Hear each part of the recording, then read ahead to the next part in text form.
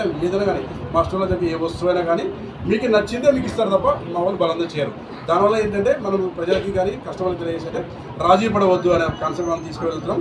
రెండోది ఏంటంటే ఇక్కడ ధరలు మ్యానిపులేట్ చేయరు. మీరు ఎక్కడైనా బయట షాపులో చూస్తే, బయట గ్రామాల్లో కానీ ఎక్కడైనా చూస్తే మా స్టోర్లో కొన్న ఏ వస్తువైనా ఏ ప్రోడక్ట్ అయినా మీరు నెట్లో చూస్తే రేపు తెలుస్తుంది. బయట అంత న్యాయంగా మనం వెళ్ళబోతున్నాం. ఎవరైతే ఉన్నారో వాళ్ళందరికీ మనస్ఫూర్తిగా థ్యాంక్స్ చెప్తారు. ఎందుకంటే ఇలాంటి కాన్సెప్ట్ ఇలాంటి ఊళ్ళో చేయడం అంటే చాలా కష్టం.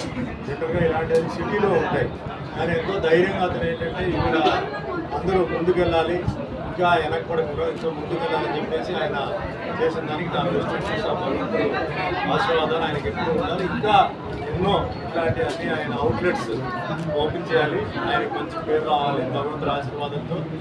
వ్యాపారంతో పాటు ముఖ్యంగా గుడి కూడా ఉంది, ఆ గుడి విషయంలో కూడా ఆయనకు మంచి పేరు రావాలి. ఎంతోమంది భక్తులు ఉన్నారు, సో వాళ్ళకు కూడా ఏంటంటే మనస్తృప్తిగా